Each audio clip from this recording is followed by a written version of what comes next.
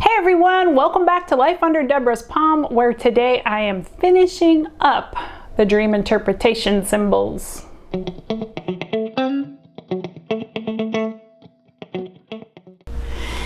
one is going to be a little bit of a miscellaneous catch-all, and it will be probably fairly short. I try to keep everything under 15 minutes, and I'm going to hit some things like the dreams where you're falling, and the dreams where you're walking around naked, and a few other things. The first thing we're going to start with are the dreams where you're falling. I hate those dreams. You're like up in the air somewhere and all of a sudden you're falling. I can remember having dreams being on a trampoline, and every time I jumped I went higher and higher, and then all of a sudden I was way up in the clouds and I have no idea where the trampoline went. And you jump, you know. And very often it is about falling. It's about something that you're doing that maybe you ought not be doing. Sometimes you're doing things that are good, but your fear is that you're going to fail and you're going to fall. And you know what I say, things can be good or bad, but generally you need to look at those. I would say those two things are probably the main things. Either you're involved in something, you're falling, and you want to get out of what you're doing, or you're doing something good but you have a fear, maybe a fear of failing or a fear of falling. Of course, look at where you are. Are you on a plane? Did you jump out? You know, there's a lot of things that could happen within the falling dreams.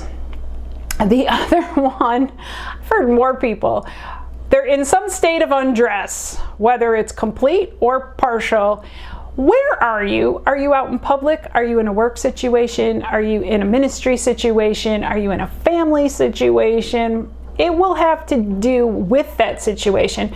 And do people notice? I've had so many dreams where it's like people don't even notice. I know it, but other people pay absolutely no attention to that. So where are you uncovered, or where do you feel like you're uncovered? Where do you feel like you're naked and vulnerable? Where do you feel like, oh my gosh, this is so embarrassing? Very often it is those types of things. Sometimes nakedness can be equated with honesty, like brutal honesty. Those are really some good places to start with that. I'm going to tell you a couple other experiences I've had, and this will seem so weird unless you've had them. I've been in bed, and it's kind of like where you're just about asleep, and all of a sudden I'll hear a phone ring or I'll hear a doorbell, but it's like, it's not. It's somehow, you know, it didn't really ring. Those things, for me, someone's at the door, usually good for me, not always. But the phone calls, consider this. In ministry type areas, there's the concept of a person has a call on their life. They were called to do this. It could even be, I've heard, you know, not even in a religious way, but people are called into the medical field, like that they really feel that's where they belong, and they're usually very good at it. If they really feel like that's where they belong, they're generally very good in their vocation. So phones can be equated with a call. Is it your cell phone, or also known as a mobile, or if you're out of the United States, I believe it's mobile phone? Is it your house phone, if you still have one? Mobile. Is your call mobile? Do you need to get moving? Is it outside of where you think it is? Is it going to be something where you move into different areas?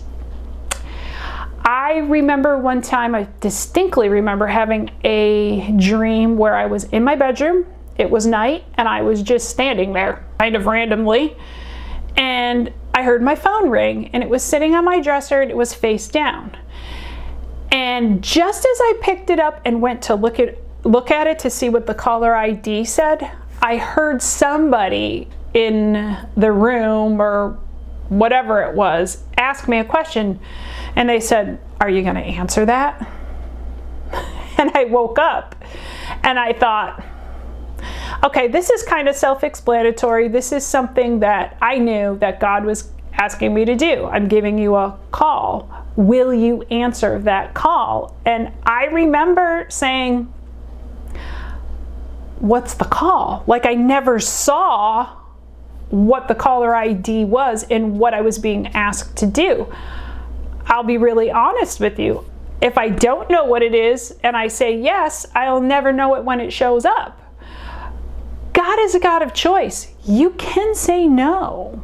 You really can. I mean, my general answer to it, eventually I did get an answer as to what the call was. My general answer is always, not always, it depends. Some things I know for sure that's where I need to go. Other things I think, that is way out of my league, out of my field. I can't even believe you're asking me to do that. I am so ill-equipped for that, that my answer will usually be something like, if you will work with me on this, I will do it. And of course God works with us. But admit it if you're not comfortable. And eventually what happens is you'll get through things and you're like, I can totally do that. But at first it's something beyond your ability and you think, I could never do that. And yet the reality is, that's very true. We have to grow up and grow into things and be willing to be molded and changed and to be teachable.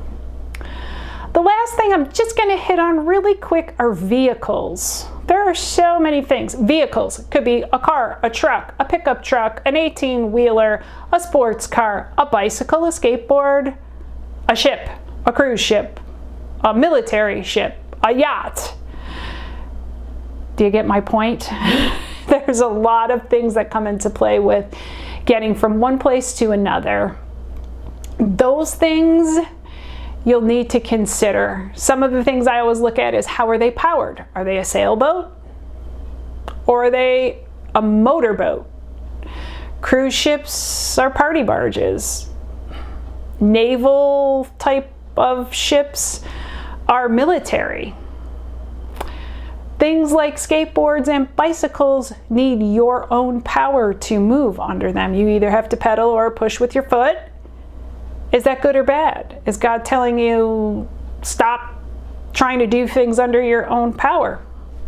Hard to say. Is it an old vehicle? Is it a new vehicle? What's the name of the vehicle? Sometimes that comes into play, the actual name of it. Like I said, we could go on and on and on with this, but that is not what we're going to do. So this is the end, and as always, you can find the download sheets. I will leave them linked in the description below. If you are interested in developing your own dictionary, dream dictionary, and you want to use those sheets as you've seen in my other videos, this is no different. It will be linked to the blog and you can go back there and download them if you like, free, no charge, and I'm not asking for your email at this point either. So until the next time, have a blessed day.